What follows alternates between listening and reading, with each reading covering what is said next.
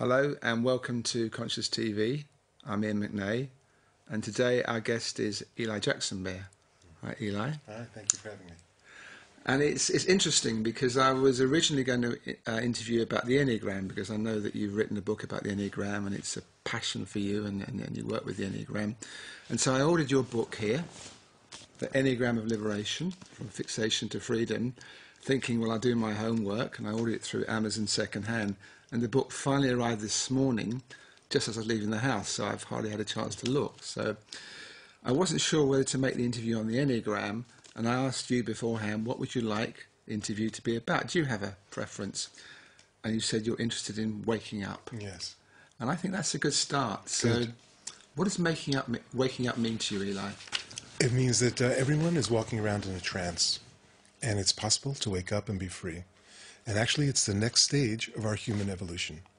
We started out as in pre-egoic stage in a time not so long ago when we were hunter-gatherers living in small bands, up through maybe the Middle Ages, where individuation wasn't part of it. We were known by our roles. So you're a hunter or a gatherer, or a farmer or a wife, or you're the virgin that gets sacrificed. You're not Mary who gets sacrificed or Jane who gets sacrificed. You're the virgin who gets sacrificed.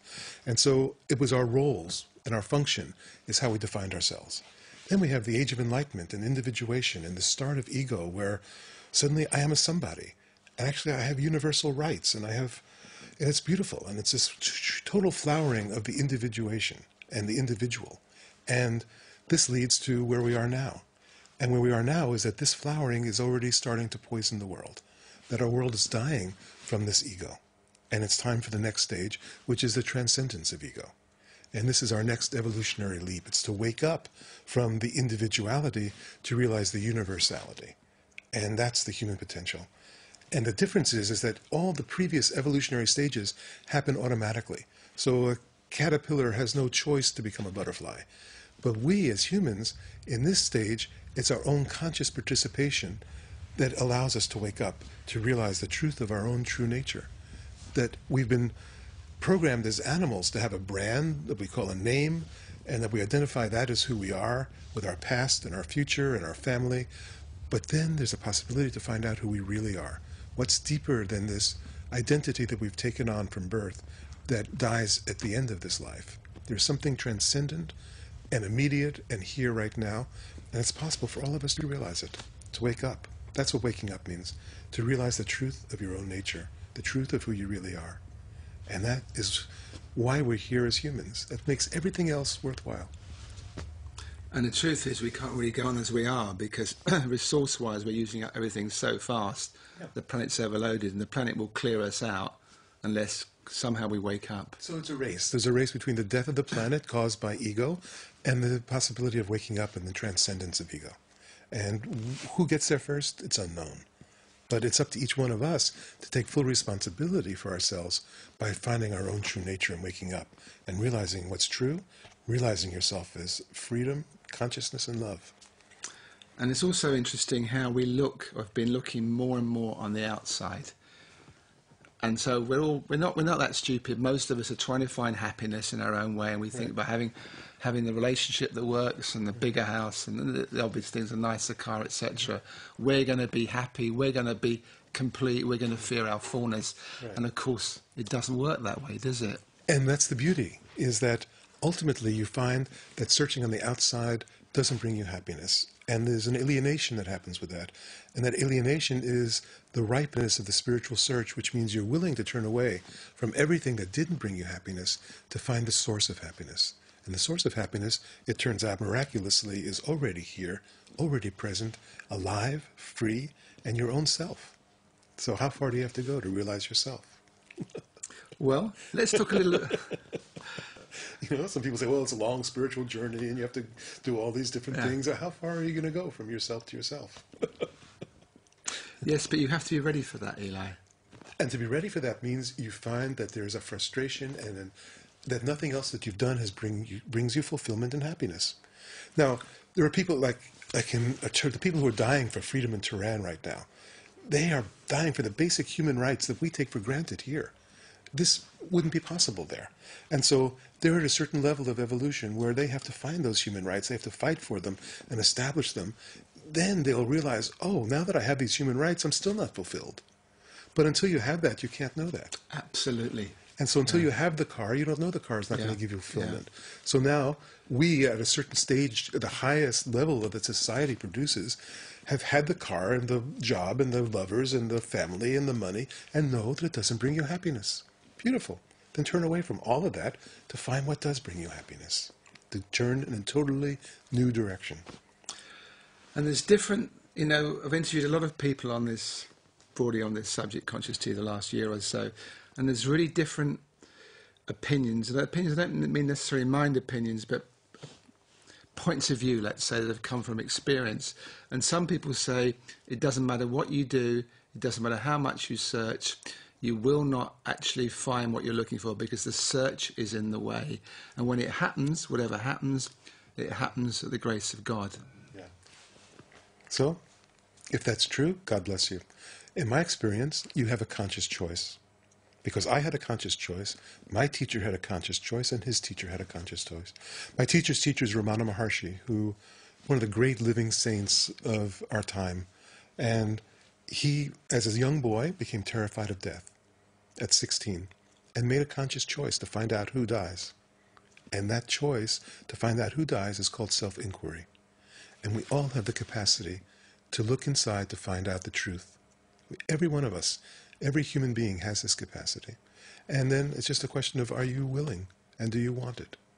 And then you simply make the choice to find out what's true and be willing to leave everything else behind. Everything that we consider real, you leave behind to find what is reality. Everything that we've considered true, we leave behind to find the truth. Everything that we've searched for happiness, we leave behind to find true happiness. And that's a conscious choice. And what's self-inquiry? Just as I said, self-inquiry is to find out, who am I? Who am I? Who am I really? What am I? This name? Am I this body? Am I these emotions? Am I these thoughts? They all come and go, and yet I'm always here. And so what is it that's always here when the thoughts come and go, when the emotions come and go? What will be here when this body goes? What's constant? My teacher would say that reality is what doesn't come and go, isn't born and doesn't die. So everything that's born and dies, everything that comes and goes, we can turn away from to find reality, to find the truth. And that only takes a split second, a willingness to turn away from everything towards the unknown to find what's real. That's self-inquiry. Okay. I'm just thinking before we were talking, before we switched the cameras on, we were talking about your life as such, and I'd just like to talk a little bit about that because I think that's interesting for people to put everything in a context and know more about the story, if you like, of Eli Jaxon there. And so how you got to where you are now. And you were a fugitive from the Vietnam War, I think in the early 1970s, and you were living in the mountains. And you were reading Lao Tzu at the time, and you had a big realization then, didn't you? Well, in reading Lao Tzu, I could see that what he was saying was true, that non-ado. Oh, one of the things he said that really blew my mind, he says, fear victories and welcome defeats.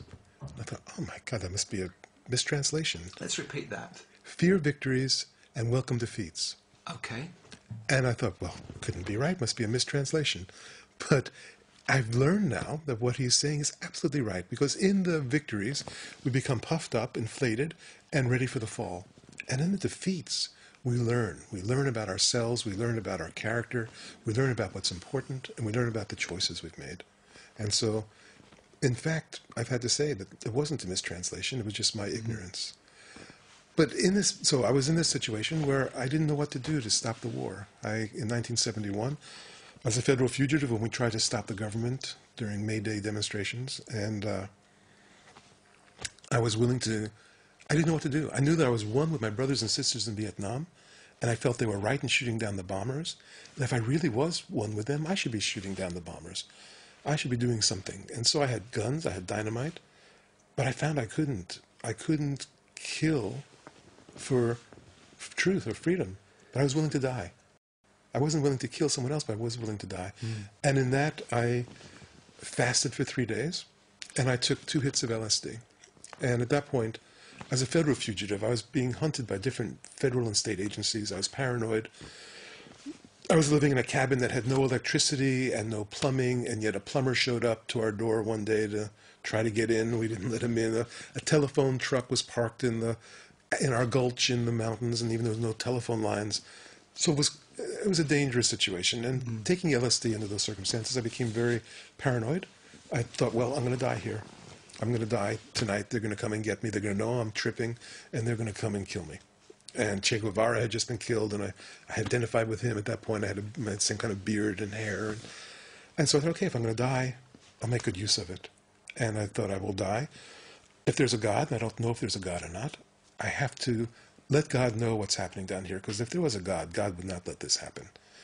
And I experienced my death. And in experiencing my death, I left my body. I woke up in what I called outer space. I was suddenly alive and free as formless, intelligent consciousness. And that realization has never left from that moment to this. I knew if everybody realized this, it would end. The madness on earth would end if everyone just woke up and realized you are intelligent, immortal consciousness, and you can live your life that way. And then the ignorance and the greed that's destroying our world would stop quite naturally. But I didn't know how to pass it on. I tried different ways. I thought, well, but you'd have to be a federal fugitive under enormous stress and fast for 3 days, but that was impossible. So I had to find someone more awake than I was that could transmit it to me and that I could learn how to pass it on.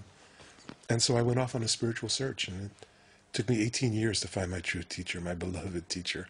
And when I walked in his door, I knocked on a door, and the man says he's waiting. Yes, he's expecting you to come in. And I came in, and I went up into his little bedroom, and I sat on his bed with him, and I looked in his eyes. He says, "Why are you here?" I said, "I'm ready to finally wake up." And I knew I was looking at my own self. I knew that everything I knew was true was true. It didn't need LSD. It didn't need anything else. Here was the living truth in form, looking back at me, loving me, completely open and intelligent and silent. And that was it. That was over. And then I knew I was home. And from that moment to this, I am at his feet. I am at his feet. I am in total gratitude. And my life is spent in passing on the transmission that he so freely gave to me. So just some stranger who walked in the door. And this was Punjaji, and his affectionate name is Papaji. Yes. Well, I didn't know what to call him at first. And so I asked him if I could call him Baba, because I had been with Baba Muktananda for a while, and I didn't want to call him Punja or Punjaji. It seemed too formal. And so for a while I was calling him Baba, and people who would come to a satsang would call him Baba. And then I noticed his grandchildren, because I would eat with him, and his grandchildren would cook his meals for us, and they called him Papaji. And so I started calling him Papaji, and pretty soon everybody started calling him Papaji, and that's what we call him now. And before that, you were in a monastery in Japan for, I think, several years. Part of my spiritual search, I went through all the different traditions. Yeah, let's talk briefly about that, yeah. Well, I spent we used to lead groups in a Zen temple in Japan, and then I spent some time in a Zen monastery, which I loved the experience. It was really fun for the short time that I was there. And I was doing Zen Dharma combat with the head of the monastery, and it was beautiful. At one point, he took me out to a lake outside the monastery. He'd read my horoscope and saw it was the year of the pig, and we did some banter about that. Then he took me out there, and we got to this power spot at the lake, and a wild boar came out of the woods and started drinking from the lake, and that was an incredible confirming sign. At that moment, he started this mantra that was just stopped my mind, and everything disappeared, and I felt full prostration at his feet. And that night we had a celebration at the monastery where we stayed up drinking beer and singing songs, and we got to sleep until 6 the next morning. We didn't have to get up at 4, and it was a wonderful experience. Yeah. But it didn't last, you see. We've all had many experiences where the mind stops. Every day the mind stops. Yeah. We all have those moments. And when I was teaching, before I met my teacher, I'd walk into a room, my mind would be silent. I'd work with people, my mind would be silent. But then when I'd leave the room, I'd pick up the old story. Yeah. And that's what I wanted to stop. I didn't want to just have a silent mind that was circumstantial. I wanted it to be universal. And that's what this is the transmission that my beloved teacher gave to us. There's this just through the emanation of his being, he emanated silence, and the mind naturally stopped. And that's what I was hungry for. And that was his blessing. And that came to him from his teacher, Ramana Maharshi, which is the greatest gift. Because the greatest power of mind, you see, is to create an ego. What an incredible software upgrade this is for the brain, is this egoic idea of me that's in control and has a past and plots the future and does all these things. Incredible. But the greatest power of mind is silence. Because silence is what transcends this egoic story of me and mine. And this is what we all are hungry for. Because me and mine, this story of ego, searches for more and accumulates more experiences, more sex, more lovers, more wives, more money, more stuff, whatever it is, and is never satisfied, is never fulfilled. And so to get to satisfaction, to get to fulfillment, is to realize that whole story is not who you are. Who you are is this living silence, this intelligent love, this true consciousness that's always already here. So this was something that you felt when you met Papaji, this became permanent. You'd had tastes before, Yes. and then something happened with him with a transmission. But it wasn't really a transmission, was it, in a way? It was because, when, as you were saying, when you looked at him in his eyes, it was like looking at yourself. I was not like it. I was actually looking at my own self. Yeah. Looking back at me from another body, loving me, totally open, totally accepting, and totally silent. So it was like consciousness looking at itself through two different human bodies. Yeah, that's it. And that's the transmission of the guru, the Satguru. Yeah. Do people still need gurus now, teachers now? How is it for the ordinary person now? Do you feel they have to go through the stages that you went through and doing all this? Ultimately, you have to find a power larger than your own egoic mind that you can surrender to. Okay, let me just think. So it's a power larger than your own egoic mind that you can surrender to this. Yes. So what does that mean practically these days in our modern world? You went to Japan in a monastery, then you went to India. Most people, they have jobs and kids and the normal things one has in a human life. What does that mean to them practically? Do they have to leave all that? Can they do it themselves? You can do it yourself, but you have to be willing to leave all that, at least for a moment, to turn away to find out who you are. Otherwise, you're trapped by all the social net.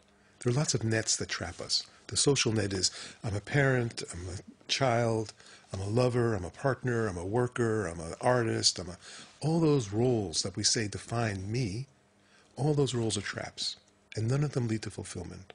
So you have to be willing to turn away from all your identities to find your true identity.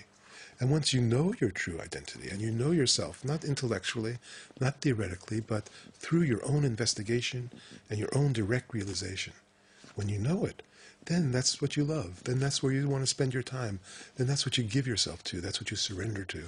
And in this, then, your life continues as it does, but instead of someone in there doing it and unhappy and dissatisfied and blaming, it comes from emptiness and love. It comes from happiness. So your relationships don't have to change, except they naturally change because now they're infused with love instead of with neediness and greediness and sorrow and hardship. But Eli, I'm interested in the practical steps. Someone who's watching this and there's a connection. They think, yes, that's true. Yes. And they don't necessarily... The first practical step is you have to know what you want. All of our wants have been conditioned by our biology and our society. So we want survival, we want children, we want house, and there are all these needs that are manufactured. Some of them are biological, some of them are societal, but none of them get us freedom. So if what you really want is truth, or if what you really want is freedom, or if what you really want is to know yourself, or if what you really want is love, not to need love, but to be love, then you're willing to turn away from everything else to give yourself to this one desire. And if you give yourself one-pointedly to this one desire, this is your own heart calling you back. And then there's nothing left to do. You stop. You give up everything else and stop. And then your own heart pulls you inward and devours you. And then you cross to the other shore and you see life from the other side. And you know what it is. You know the trance of this existence. You know the dream that you've been living in. But now it's a waking dream. Now you're conscious in the midst of it. And now you're fulfilled. You don't need anything from the outside. You don't need love. You don't need approval. You don't need success. You don't need stuff. because you're already fulfilled. Then you can approach your life freely. You're a free agent. You can be yourself. You can be natural. You can be free. You can be spontaneous. And that is an expression of love. And in that, your relationships change, your work changes, your life changes, even if nothing on the outside seems to change. It's wonderful listening to you. That's good. It's a good start. And I'm going to come back again to this, the practicalities. I understand what you're saying. And I think I can personalise it to a degree. Maybe that helps, personalise it to a degree. Certainly, if I think back, I knew what I didn't want long before I knew what I wanted. That's the first step. And that was a big step. Yes. Because that was a process, and that took time in its own way. I knew I didn't want to be unhappy. I didn't want to be frustrated. I knew a lot of things I didn't want, and I could say, well, I want to be happy. I want to be free. But I didn't really know what those things meant. I had an idea of how I would feel if I had those things. Right. But that was really a journey of discovery, which, looking back, it was exciting, and I wouldn't have missed the journey. But it was quite a slow process. Yeah, well, now it's faster. That's because you're an old man. I think I checked. I think I'm a year older than you, I think. There you go. So for us old people, it took me Yeah. 18 years to find my teacher. Yeah. But now it's on television. Now Yes. it's somebody watching it right now can take this opportunity and wake up.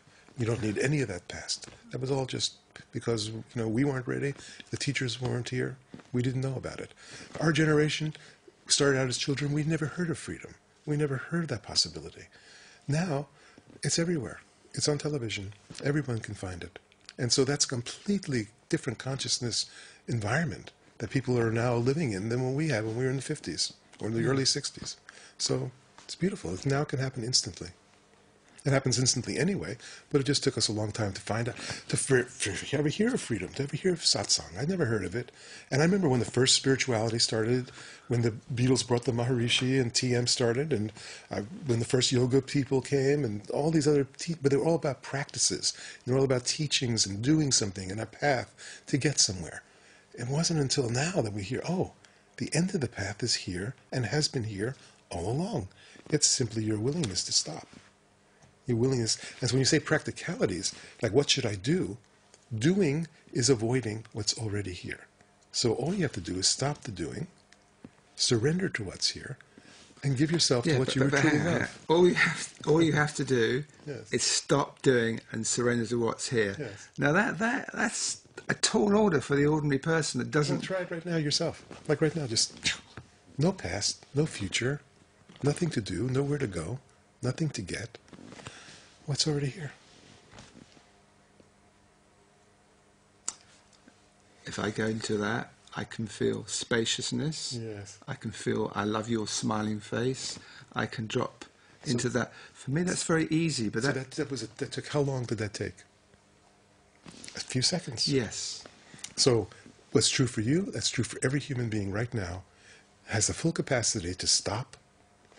No past, no future. What's already here? What's deeper?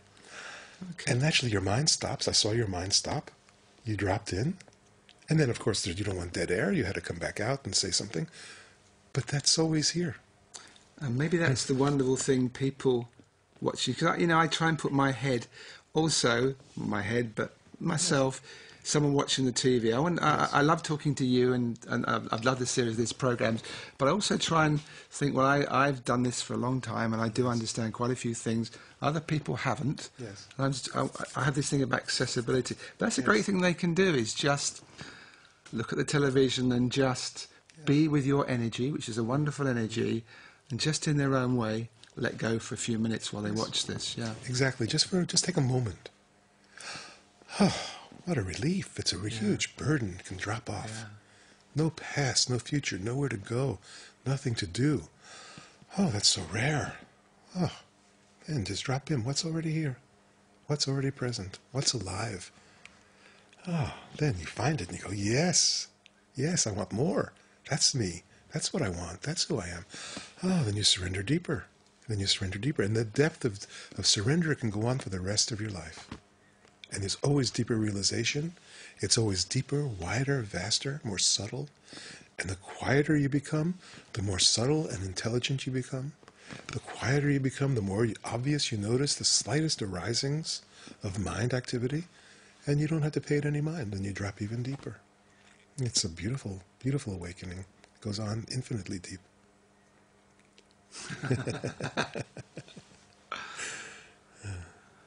Yes. And the interesting thing is that when I'm in this space with you, Yes. in fact, it's not really a with you, it's kind of, there is this space here. Yes.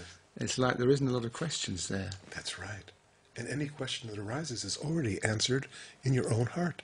Yeah. Because you are the source of wisdom. The source of wisdom is alive in each heart. And any true question is not a thinking about or wondering or figuring, but a true question drops in, and the answer's there. And, oh, of course, it's obvious. Everything is obvious. So now we've sorted this out, we've still got 25 minutes to go. So, what should we talk about next 25 beautiful. minutes? What should we play with for the next 25 Okay, so minutes? then the temptation will be, once you've tasted this, the temptation will be, okay, but now what will I do? Yes, but. Yeah. Well, it didn't last. How do I get it back? And those are all the traps of mind. So we're either going to serve this internal dialogue, this story in our head, or we're going to serve this beauty of spaciousness and love that's revealed in the moment. And that becomes the war for your soul. Because all the impulses of the past and all the conditioning will be to leave this silent spaciousness behind and pick up the story of me and mine and what's next. And that's the great temptation. So all of us will have those temptations. And if you fall into the trap of, okay, what's next? What should I do? You'll suddenly discover you're back in suffering. You go, oh, I get it. I made a choice, and I'm back in suffering. And if I stop in this moment, I'm back in silence and peace. So, very good, I've learned something. The next time that thought comes up, yes, but, oh, I know where that takes me. I don't have to even think about it. I can let that thought, which comes from emptiness, is made of emptiness, let it return to emptiness. It has nothing to do with me. Then I'm free of it. Then there'll be more subtle thoughts. There'll be thoughts that are more attractive, that will, yes, but what about sex, or what about survival, or what about my children, or more subtle thoughts will arise. Each one will be a temptation, and you'll either follow the temptation, find yourself back in suffering, and learn the lesson, or you don't follow it, in which case you deepen into a vastness that was, you thought it was deep before, and then you realize, oh my God, that was not deep at all. This isn't vaster than the ocean. And so each time the temptation comes up, you either follow the temptation and learn the lesson and stop, or you don't touch it and something deeper opens. Either way, it's useful. So that all of life then becomes a test of love, a test of what you really love. Do you really love this vast, spacious consciousness that you are, or do you love the objects that appear in consciousness? If you chase the objects that appear in consciousness, the relationships, the things, the job, the whatever, you find yourself back in suffering. So really the simplest, most direct thing to say is that it's the absence of subject and object is liberation. As long as there's a me and an it, me and silence, me and God, me and happiness, that duality itself is the suffering. So the collapsing of that duality happens in silence. And silence is always here. Yeah, it reminds me of a song by the Tremolers, Silence is Golden. Mm-hmm. It is. Even more precious than that. Yeah. Yes, our teacher calls it the most precious diamond. And so then you respect yourself enough that you never turn your back on it. You have enough self-respect. You have enough, you never doubt your own magnificence. You never doubt your own purity. You never doubt your own wisdom by turning to something else. And if you do, you find the suffering of that. And so you stop and you come back to yourself. And eventually, you don't leave. And if you don't leave, then this awakening, this first taste becomes a realization, and the realization becomes grounded. And as you become grounded, you become established as yourself.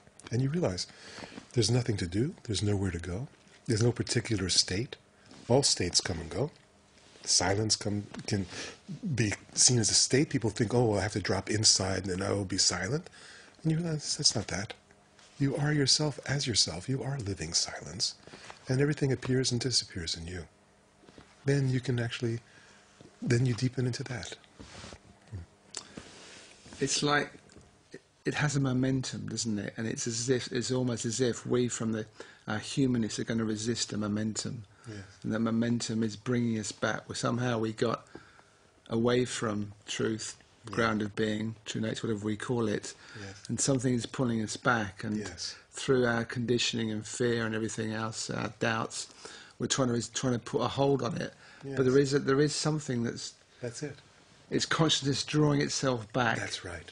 Everyone is longing for home. Yeah. Everyone, and this longing for home is universal.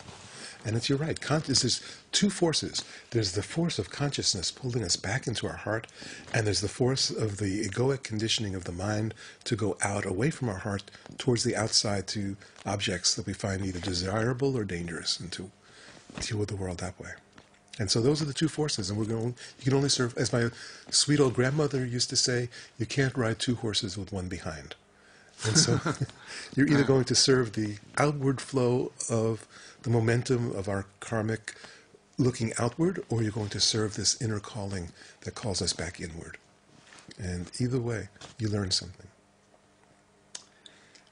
You do, and there's something that I'm still so fascinated by is this learning about it's about the potential of the human game. Let's say there's so many things in life that still ordinary things excite me, and it's not just I love football, I love music, I love so many different things, and it's not them in themselves, it's what that means for me in bringing me alive. And I think that's one of the things that has certainly been something that's lit the path for me, is what brings me alive and what contracts me. And they're very palpable, they're very obvious distinctions. Yes. Well, whatever it is that you love is because your consciousness is giving it life. Your consciousness is giving it meaning. And so then when you return to consciousness, conscious of itself, and you find the fulfillment in life that's there, then whatever appears can be there or not. And you can love it as it is, and it can be gone. So I can say, quite honestly, I never need another sunset. I never need another sunrise. I don't need another great meal. I don't need another anything. I've got cancer right now in this body, and came very close to death. I was dying 2 years ago, and as I was on my deathbed, you could say I was finishing my last business. What do I have to clean up? I had a couple emails I had to send, and that was done. And I saw, I'm fulfilled. I don't need anything else. My life is complete. I've fulfilled my mission here on earth. And in that, I'm ready to die. And I'm ready to live and ready to die. Whatever it is that serves, I'm open for it. That's an incredible thing to, because many of us kind of play the game of pretending that if we were about to die, what would be our last wishes, what would be incomplete in our lives. And you've actually faced that in a practical way, that here you are, you had so many days to live, whatever. I don't know, I know you've had cancer, I don't know all the details, but you're saying you're lying there and you feel complete on every level, pretty much. Every level. It must be so freeing, that. It feels so free. It is. And it's your nature. It's all of our nature. There's nothing special or different about me. I'm a very flawed, ordinary human being, just like everyone else. Yeah. Every one of us is flawed in our own way. It doesn't matter. The flaw itself is part of the perfection. And so if it's possible for this one, it's possible for everyone. That's the message, that it's possible for all of us. Have you got any suggestions about how to deal with fear? Because so many people have the issue of fear. They know there's something happening in their life, and there is a great pull, a great attraction to go there, and a fear is in the way. It has to be terrifying. If it isn't terrifying, you're not close. And so, hang on, let me think about that. So, you're not close. What, to liberation? If it's not, it has to be terrifying because you're dying. Yeah, it's consciously dying before the body dies. So it's the ego that's dying, and the ego is going to be terrified because it's about to be annihilated. That's what you're saying. Exactly. Yeah. And so death is a good sign, and it's your ally. So you invite it. You welcome death. Yeah. You welcome fear. You welcome fear. Everyone is afraid of fear, and so rather than feel fear, feel afraid, I'll do something else to distract myself. I'll get sad, or I'll get angry, or I'll get involved in something else. But the fear is always still there, waiting. Yeah. But when you're willing to welcome it, say, okay, I'm terrified. Come and get me. And if you're willing to be afraid and it doesn't mean anything, then you continue. You say, okay, I must know the truth, and I'm terrified of death, but I'm willing for whatever it takes. That's the formula. And that's right, I can connect with that. It's the fear of fear. Yes. Actually, fear itself is such a pure energy. Right. It's so total. There's actually room for nothing else. It's just fear. That's It is right. the fear of the fear. It's the fear of fear. And as a total energy, if you don't have any story, you realize it's not even fear, it's just energy. Yeah. Fear is always about an imagined future. Always. Yes, I know that. Yes. Because when you're in the actual moment, if the tiger is in the room, you don't have time to be afraid. Yeah. You're in full action. Yeah. And so when you're drowning, you don't have time to be afraid. You're going for the next burst of air. And that's what it is. So the fear is always about what's going to happen. What's next? And so it's all a mind projection. So if you're willing to stop the mind projection, you come back into the direct experience. You find you're totally terrified. So what? You then pass through it. Fear becomes the guardian at the gate of liberation, and it brings you deeper. Are you living a life without fear now? Fear has never really, I was going to say fear has never been a really issue for me, but there have been times when I've been terrified, and I knew I was a coward growing up because I grew up in a very dangerous neighborhood in New York where I was a Jew in an Irish Catholic neighborhood where I was being accused of killing Christ when I was 5 years old. And so it was dangerous, and I was scared, and I always knew I was scared. And yet I knew that even though I was scared, I could do it anyway. And so that started for me very early. And so when I was arrested as a federal fugitive, it was scary. I jumped a policeman and freed a prisoner, and when we were trying to shut down the city of Washington during May Days in 1971, we had signed a peace treaty with the people in Vietnam. There was fear. I knew I was a coward, but I knew it didn't matter. I can function anyway. And so that happened before I woke up. But now I'm not afraid. And yet, naturally, if there's something to be afraid of, whoa, bus comes close, jump back, But that's an intelligent, instinctive reaction. Isn't exactly. It? That's not really right. fear. As it's such. not. That's right. And so fear of something, no, I don't have that. Yeah. Well, at the start of the interview, I mentioned this book. So we have about 15 minutes left, Okay. 14 minutes left, I think. So why don't you just talk briefly about the Enneagram, what it's, Okay. how it's helped you maybe, and how you see it these days. Okay. So on our outermost layer of what we call myself is the personality. The personality is biology meeting conditions, and it gets molded. It's like we get extruded through life, through the circumstances of our family, our childhood, our moment in time, and it squeezes out into what we call a personality. But deeper behind the personality is the character fixation. And the character fixation is how we are structured to avoid deficiencies of essence. And our character fixation runs on the primary drives of survival, sex, and relationship. Those three drives run every creature.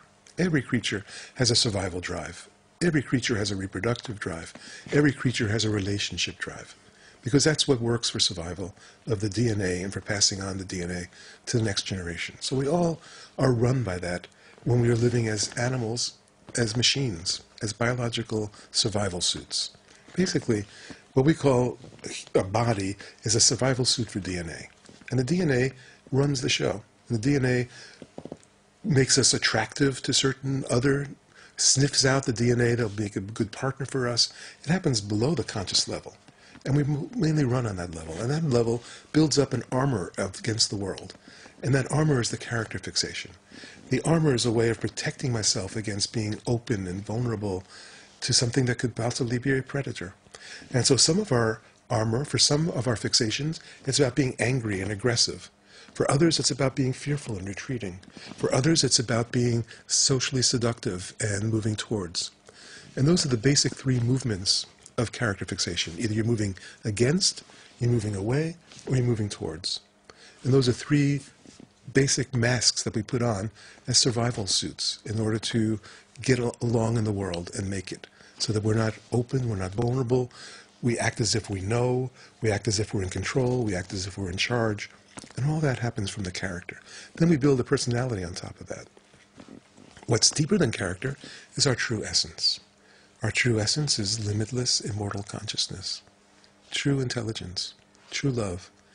And that's available and present all the time if you're willing to pierce through your own armor, if you're willing to pierce through your own defenses against being open and vulnerable and free.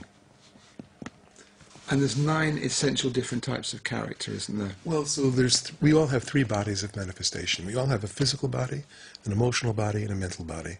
And each one of those bodies has its own survival armor, its own survival strategies.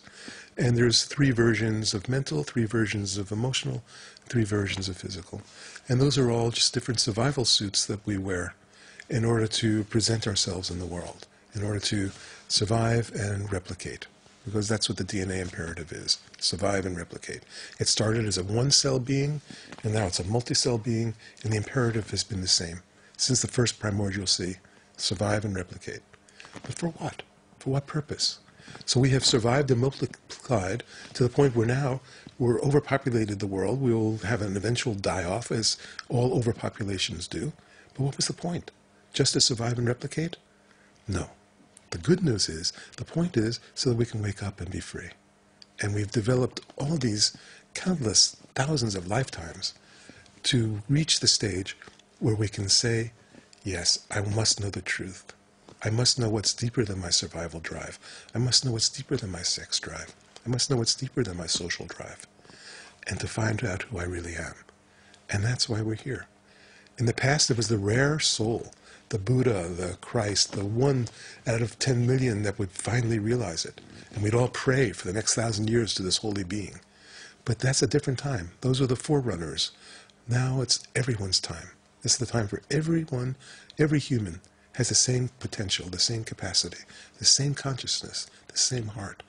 Every human now, and it's on television, every human now can hear the truth, know it's possible, and investigate. Not to believe it. Don't believe what I'm saying. Check it out. Don't agree with it. Don't have any ideas or faith in it, but simply your own conscious investigation will lead you back to your own heart, which is calling you home. And that's why we're here. And so the fixation is just merely a veil that we put across consciousness in order to survive as animals in a society. And we can see through that veil, we can pierce that veil to find the truth. And the usefulness of the Enneagram is that it shows us where we're most asleep. It shows us the place where we're least willing to look, because it's like the fish in the ocean saying, oh, I'm thirsty, I'm thirsty. It's so pervasive around us that we don't see it. So the people who are deeply afraid as a character fixation usually are not aware of it. They're aware of their sadness, they're aware of their frustrations, they're aware of their anxieties, but they never call it fear. And so the Enneagram says, oh, look in the mirror here. Maybe there's fear. And you start to see all the different ways that fear is running. But we don't call it fear. We call it, well, I'm just being sure. I'm just checking it out. I'm not. And we make up all these little strategies for different words so we don't have to say I'm afraid. And the same thing, each fixation has a deeper subconscious motor that's running that we avoid looking at directly. We'd rather look at everything else, because to look at that is to face ourselves in the most direct way. And it's been rare in the past, but now it's possible for everybody. I think one of the things about the Enneagram that I've found particularly practical in my somehow living my human life is understanding the other types. And you're a number 8, and I've always had difficulty with number 8s, and I find it easier these days because I feel I understand the dynamics of a number 8 character more, number 8 fixation. Yeah. So I can put myself where the number 8's sitting to some degree. I can feel the number 8, understand, appreciate the number 8. And I know if the number 8's a little bit aggressive, I've learned, don't take it personally, because it usually isn't meant personally. And that's one of the great, for me, practical things about the Enneagram. The Enneagram is great for giving you compassion for how we all actually are. We think we're all humans as the same, but actually we're 9 different animals, like 9 different kinds of dogs. And when you start to see the different breeds of dogs, you don't expect a German Shepherd to be a Chihuahua. You can love a German Shepherd as it is. You can love the Chihuahua as it is, and you don't expect to get pears from an apple tree. And so you get great compassion, and you get to see how the others work, and that's a beautiful byproduct of it.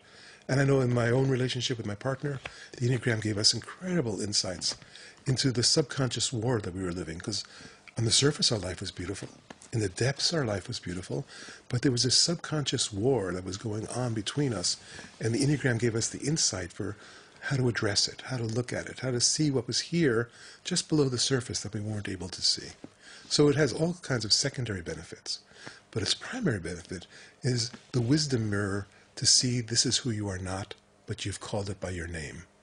And if you start to see this is who I'm not, but I've called it by my name, you go, oh my God, that's right. If that's not me, then who am I? And if that's not me, then who am I? And then it brings you into self-inquiry to find out who you really are. Mm.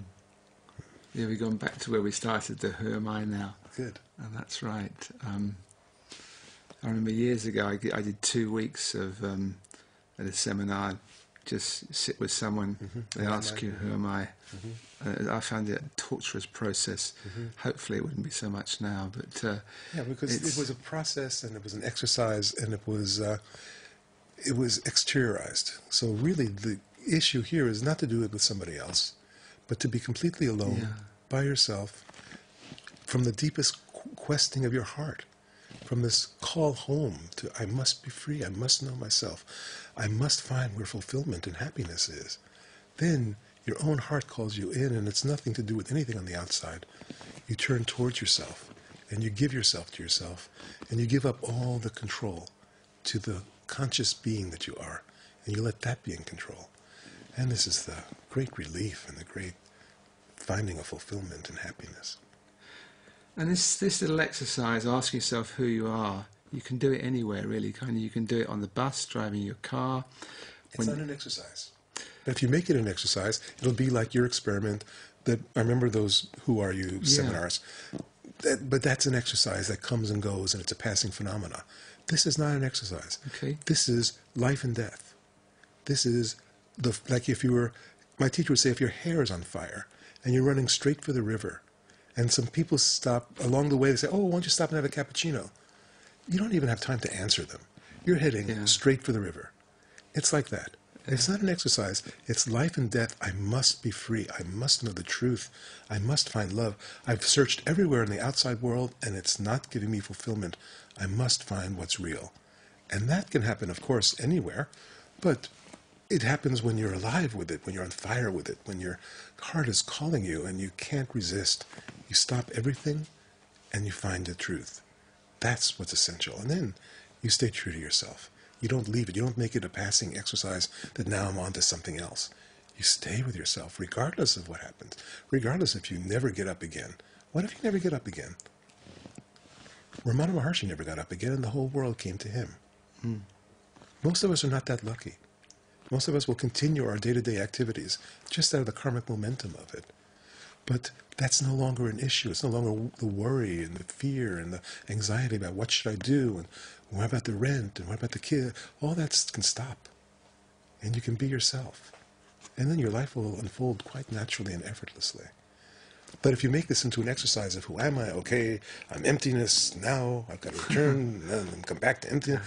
And then it's just the egoic mind playing tricks with you. I understand, It's this thing to be yourself. Be yourself.